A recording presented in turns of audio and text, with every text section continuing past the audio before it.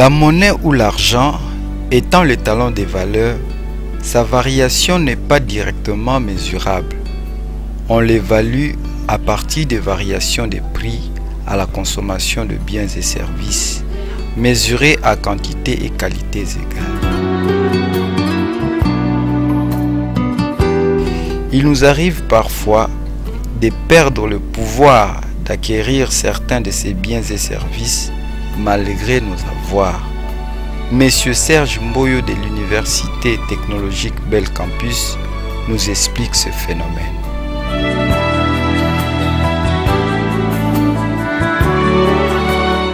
Nous sommes là aujourd'hui pour vous parler de l'inflation dans le cadre de notre émission Les Savoirs. Mais qu'est-ce que l'inflation?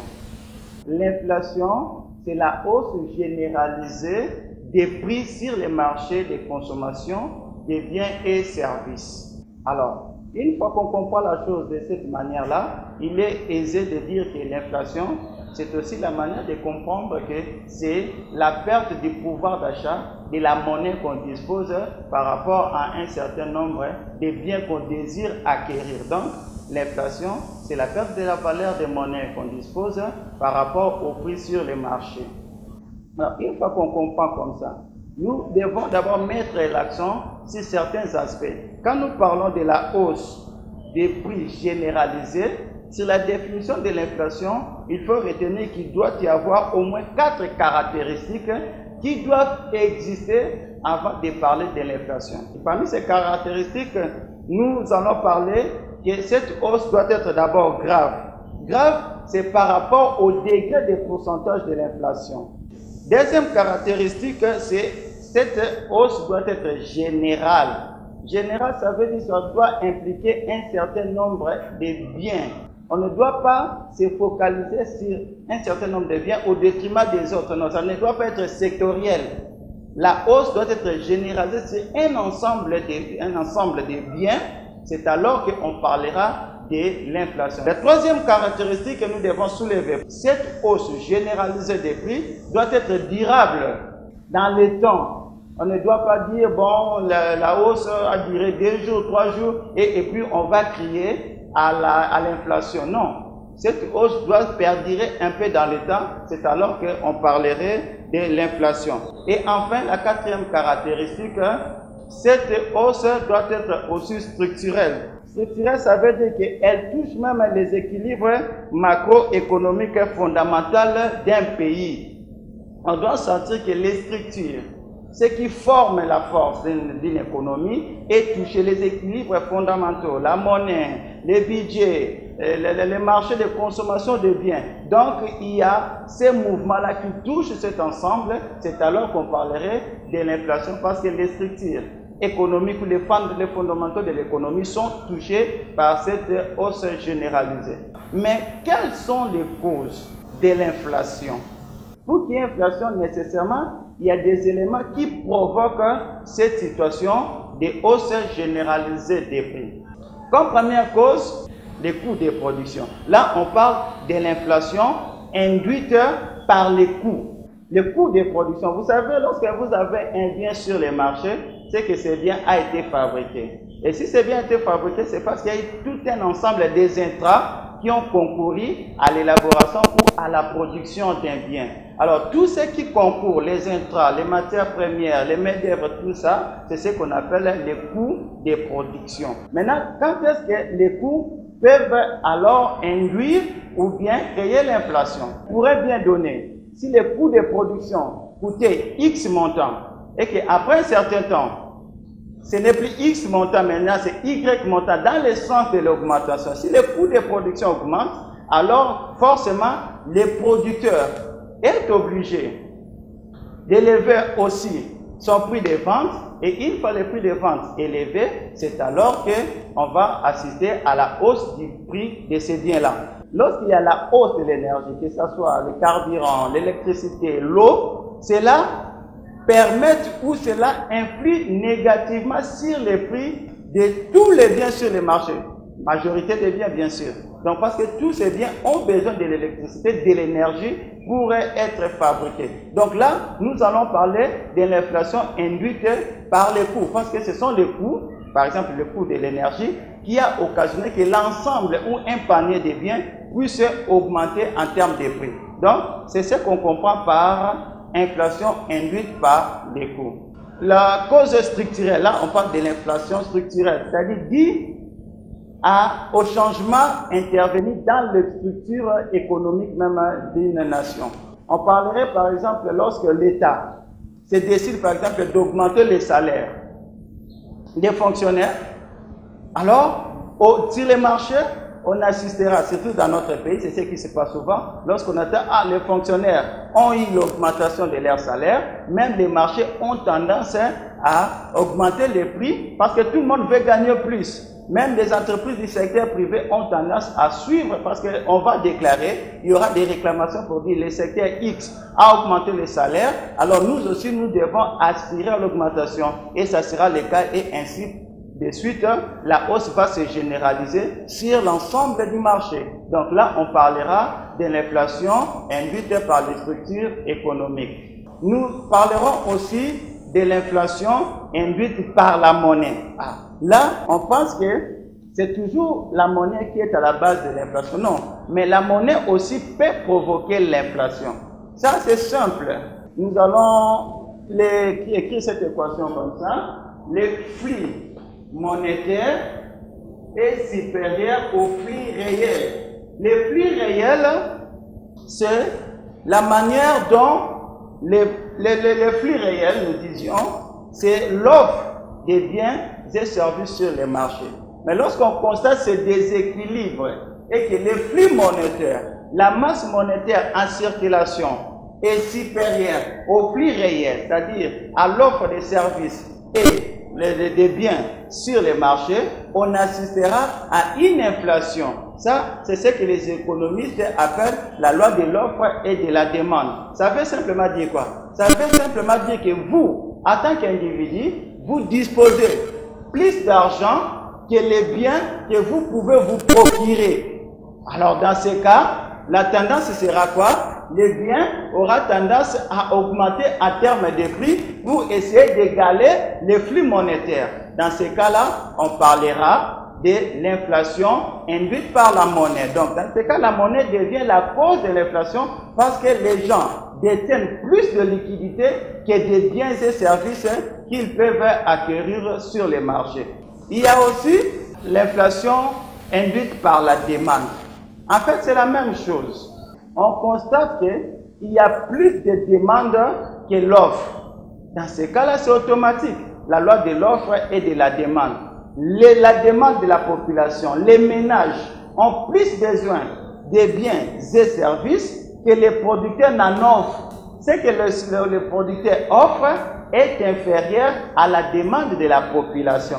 On assistera dans ce cas à l'augmentation du prix. Parce que celui qui offre reçoit plus de demandes. Alors dans ce cas, il va vendre au plus offrant. Alors quand il va vendre au plus offrant, le prix aura tendance à augmenter. Dans ce cas, on parlera de l'inflation induite par la demande. C'est simple. Vous allez dans un marché, vous êtes 5, 6, 7, 10 personnes, vous voulez acquérir par exemple un poulet et qu'il n'y a qu'une seule personne qui vend. Ces poulets dont 5-10 personnes vous avez besoin, alors il va essayer de les proposer à celui qui va offrir le plus possible.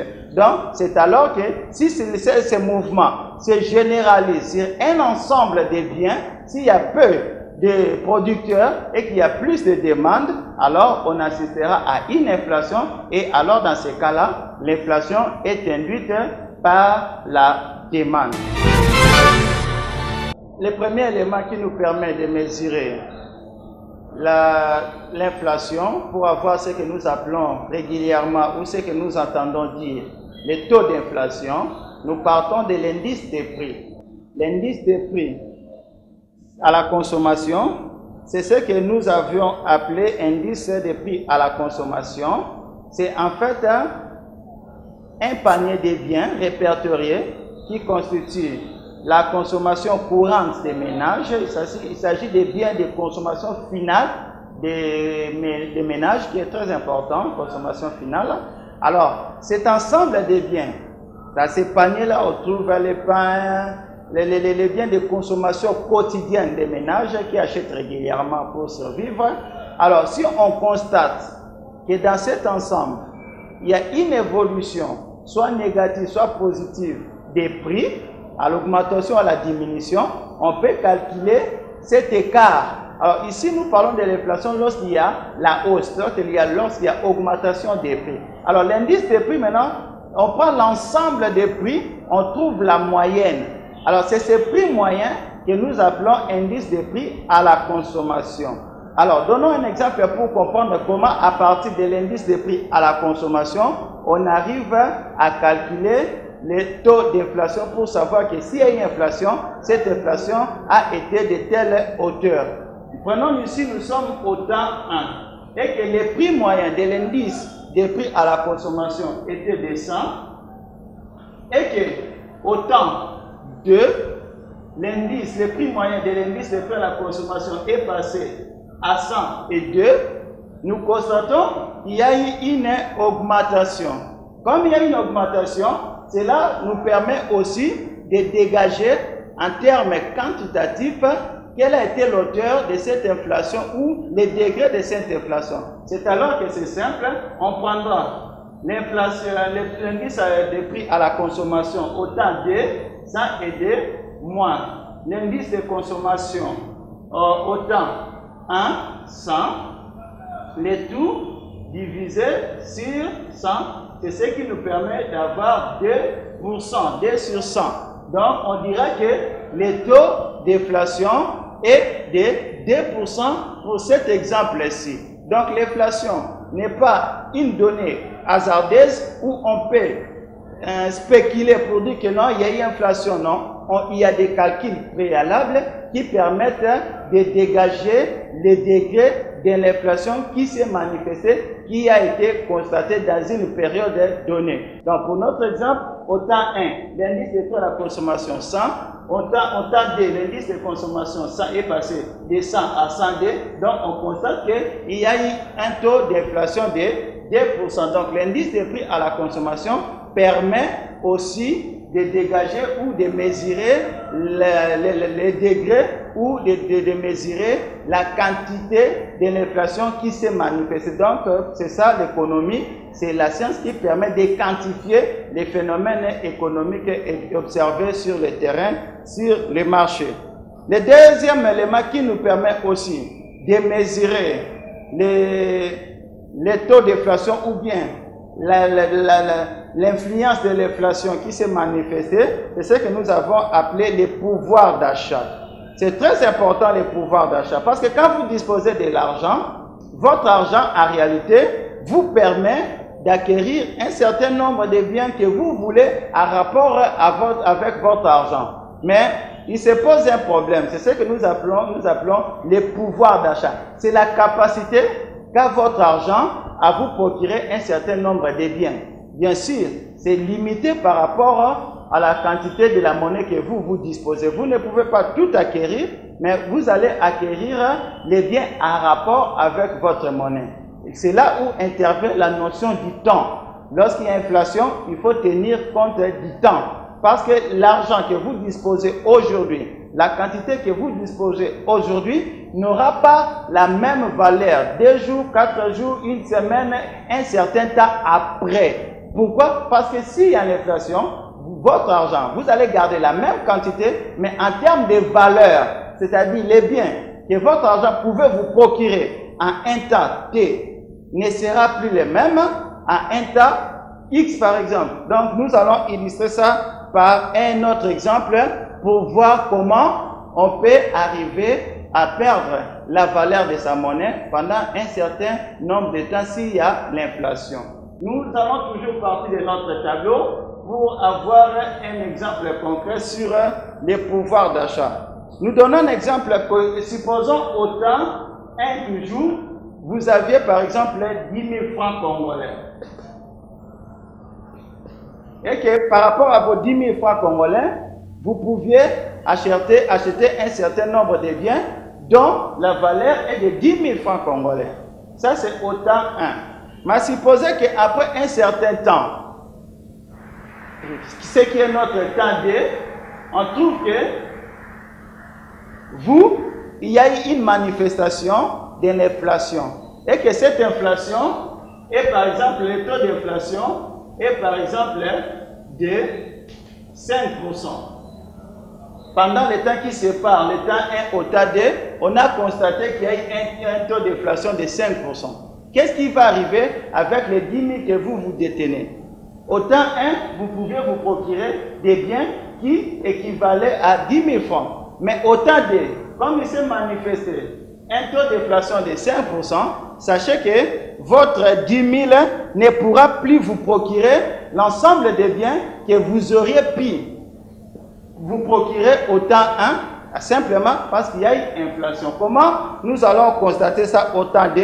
Au temps 2, on vous dit simplement que si le taux d'inflation au temps 2 est constaté que c'est de 5%, alors dans ce cas, qu'est-ce qui va arriver? Il va arriver que les prix vont augmenter. S'il y avait l'indice des prix, c'était 100, et qu'il y a eu un taux d'inflation de 5%, ça veut dire que l'indice des prix à la consommation est passé de 100 à 105, parce qu'il y a eu un taux d'inflation de 5%. Donc, on est passé de 100 à 105. Donc, c'est cet indice-là de prix qui va vous faire constater que vous avez réellement perdu quelque chose par rapport à vos 10 000. Comment? Simplement en faisant des calculs qu'au temps de vous disposez de 10 000 francs congolais, nous les multiplions par 100. Ici, les 100, c'est de l'indice au temps 1. Maintenant, au temps 2, l'indice, maintenant, c'est 105. Nous divisons par 105 du temps 2. L'indice des prix à la consommation au temps 1, lorsque vous avez vos 10 000, c'était 100. Maintenant, après l'inflation, l'indice des prix à la consommation, c'est 105. Donc, nous prenons vos 10 000, nous multiplions par 100, nous divisons par 105. Vous constaterez qu'au final, vous avez 9 523,81 francs congolais. En réalité, dans vos mains, vous allez disposer de 10 000 francs. Mais en termes de la valeur, les 10 000 ne représentent plus les 10 000. C'est-à-dire les biens que vous pouvez acheter avec les 10 000 ne seront plus les mêmes biens au temps de simplement vous serez en mesure de vous procurer les biens de 9 523 francs congolais. Donc, en quelque sorte, vous avez perdu en termes de valeur. Alors, dans ce cas, ceci nous permet de mesurer aussi l'inflation qui consiste à perdre de la valeur de votre monnaie. Donc, c'est ce qu'on appelle la perte de pouvoir d'achat.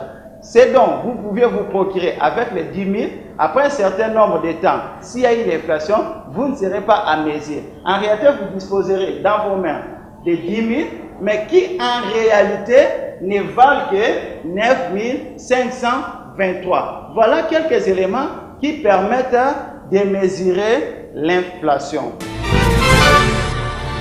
Voilà, chers amis, ce qui nous permet de passer au point suivant.